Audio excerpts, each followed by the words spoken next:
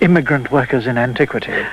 Yes, of course, that's possible, and we have through all the Egyptian dynasties evidence of foreigners who like to work here, who like to live here, and who did not like when they were expelled, as for example the Hyksos.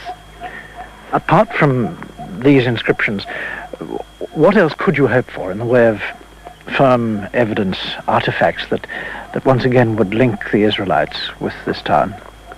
Well, if we find other inscriptions, if we would find inscriptions, for example, which we are searching for, I don't believe that it's possible to find them, but the archives are still not be found, and the archives of the palace, and I mean in these archives, of course, you would find a lot of information about all the political background. Dr. Egerberg, thank you very much. Monuments to Ramesses crop up all along the Nile Valley, and at Luxor, 450 miles south of Cairo, there's an impressive pylon added to the Luxor temple complex by Ramesses. The temple as a whole, including the sanctuary built by Alexander the Great, is an enormous place. It's 300 yards deep, and it's there among the statues and decorated columns in the Great Hall that an American team of archaeologists, artists, and epigraphers is working. They're based at Chicago House, the archaeological institute set up by Chicago University in the early 1920s on the banks of the Nile at Luxor. For the last 5 years, these epigraphers and archaeologists have been making a facsimile record of every relief and hieroglyph that exists in the colonnaded hall. There I found one of the artists, Peter Petoni, peering behind a man-sized statue of a pharaoh. I am copying the hieroglyphs onto paper, each glyph as I go. What I'm looking for, or I'm hoping to find, are traces of an inscription underneath the hieroglyphs that would have been erased by a later king. I haven't found any yet, but I'm still trying. Those hieroglyphs are cut well into the stone, aren't they? Yes, they're cut very deeply.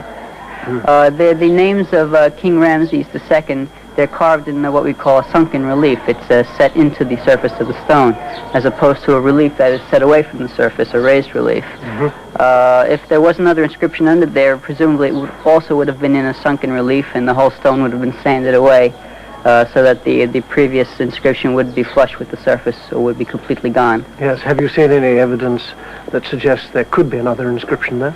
I have seen what can be construed as lines of a previous inscription, although it can't be read.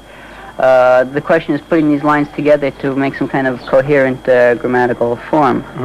I must confess that these inscriptions don't mean too much to me, but I dare say you've got the whole story by now. Well, basically, it's the name of Ramses II, his glorified name, his strong of years, like his father Harachi, the king of Upper and Lower Egypt, Usur Matre, Setep Re, the son of Re, Ramesses, beloved of Amun. What's more important, though, the earlier traces of the traces of an earlier inscription, or what you can see here?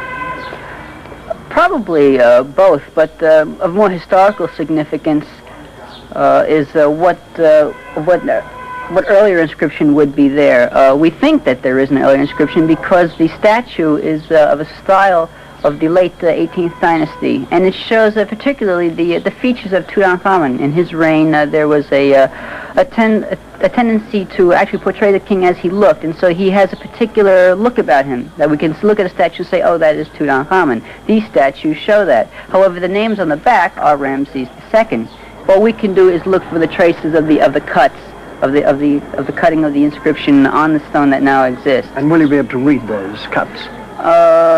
In this hall, we have already worked out trace inscriptions of earlier kings that have been erased and carved over, and we have worked out text satisfactorily. And so we're trying to apply the same principle here. I'm now about halfway up one of these massive columns in the temple, where I've joined Richard Turner, who's working away on one of the levels on the scaffolding, and he's got in front of him a sheet of paper and a pencil, and he's been trying to get some of that scene off the side of the pillar there. Is that right, Richard? That's right, yes. What you're seeing here is a rather dirty and dusty drawing. It is a measured drawing. It's been done purely by measurement. And as you can see, the physical difficulties of working in a spot like this, where you have direct sunlight on a shiny white surface, together with the dust. When you get the ham scenes, the wind's blowing up across the Nile, bringing all the dust with it, it's a little bit hampering in one's style. But because these are carved signs, as you can see, and some of them are quite massive figures, one has to draw everything in almost freehand, but accurately. I can see just how difficult it must be for you to try and get an accurate representation because of the size of these immense pillars. What would be the circumference of this column that you're working on now? Yes, well, you have the scene that I'm working on here, which occupies half of the circumference of the column, which measures nearly 500 centimeters. That's nearly 5 meters. So the circumference of the whole column would be approaching 10 meters. Of course, you have entasis, so that you have a narrow tapering, which poses quite a few problems when you come to make a measured drawing. Oh yes, of course. These things taper towards the top, don't they? That's right. And I believe at one stage you were trying to trace these inscriptions with the use of a great plastic sheet. That's right, yes. You see, traditionally, the way that we worked at the Temple of Khonsu when I was working there between 1968 and 73 was to drape the column with a sheet of polythene, then make a tracing onto the polythene with a greasy pencil. We assumed that this was the correct way to do these columns. These are much larger, they're exposed. We didn't realize the type of problem we were going to run into, like, for instance, wind and the sun reflecting onto these great sheets of polythene, which then distorted them because they physically expanded with the heat and then contracted when the sun moved off them. So what we had was a series of islands of drawing, which we thought, when reduced by about 10 times, would be sufficient. But in fact, if we're doing facsimile drawings, if we're talking about accuracy of 1 centimeter over 5 meters, I mean, that's quite a bit. So I had to devise another way of doing it. So how are you going about it now?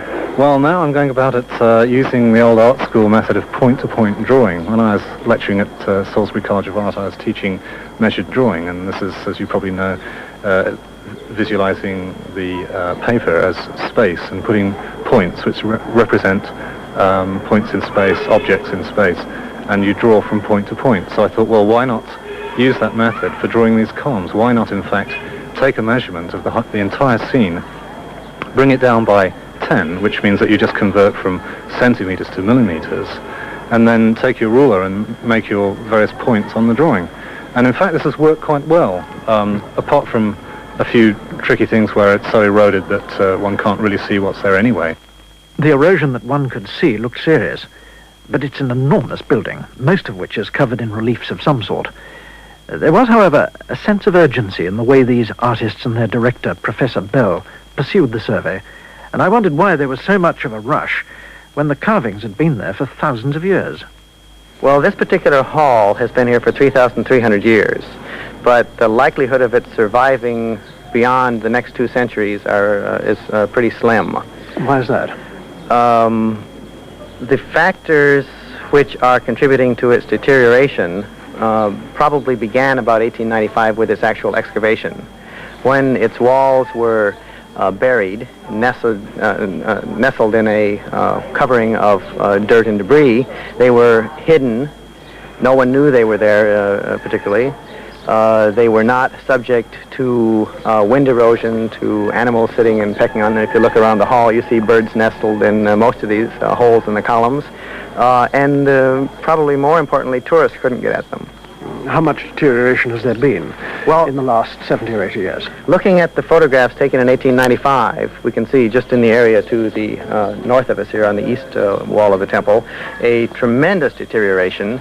The photograph shows us many details which simply no longer exist. And we can see in the wall of which we're standing in front of that the same thing is going to happen in the very near future, where you see the surface bubbling off in great masses of salt. This is what is creating the major danger and major damage to not only this monument. This happens to be a particularly noticeable example of it, but it's happening to most of the monuments of Egypt. But that whole relief is starting to bubble. Does that mean that in a few years that relief will have gone?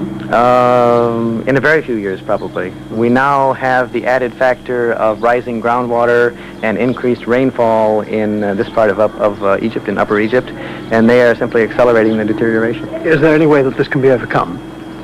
Probably not, short of dismantling this monument and all of the other monuments of Egypt, which is not very likely to happen. There's just too much here. Eventually, your fear is that all these reliefs will have bubbled and cracked and flaked away, and there won't be anything decorating these walls. If that were to happen, what would we lose? Well, our expedition, the Epigraphic Survey, is founded on the premise that this is going to happen, and that we are not in any position to save the monument physically, and so we have to document the decoration and the subsequent change in the decoration and the whole history of the monument, so that when it does disappear or become inaccessible, a record of it will exist. Now, this is only one of the very many major monuments within Egypt, but the loss to us of even a single hieroglyph unrecorded is a great tragedy. Ponder. In what way? What's the importance of all this that we're looking at? Well, this particular hall, in fact, we can see very many things right in front of us. This particular hall was built by the king Amenhotep III about 1375 in the 18th dynasty in the Egyptian New Kingdom. He probably died before he decorated it. At least the hall, he certainly died before he decorated it, but whether he lost interest in it or whether he was about to decorate it before he died, we don't know. The hall was then disused during the time of the Amarna revolution, and subsequently decorated under the young king Tutankhamun, about whom I think everybody in the world must have heard by now. This is his major standing monument. The significance of the hall in terms of Egyptian history is that it was decorated showing the major annual great religious festival of the god of the empire, Amun-Ra, symbolizing the return after the Amarna revolution to the old orthodoxy of the god Amun. So this is a great cultural monument that we have here, and we are tracing, we're not only telling our readers in the end when we publish this temple, not only tell them exactly what is left on the wall, we're in some cases telling them what's no longer left on the wall through our reconstructions or through our study of the other parallels, and we're telling them exactly what happened to it, and to the best of our ability, we're telling them why it happened. They're coming to the end of that job now, but with the threat to many other monuments along the Nile Valley, the sort of effort they're putting into the field must become increasingly important.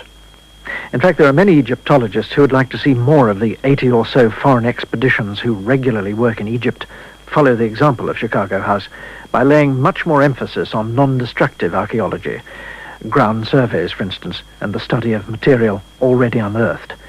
In fact, a policy of conservation instead of excavation.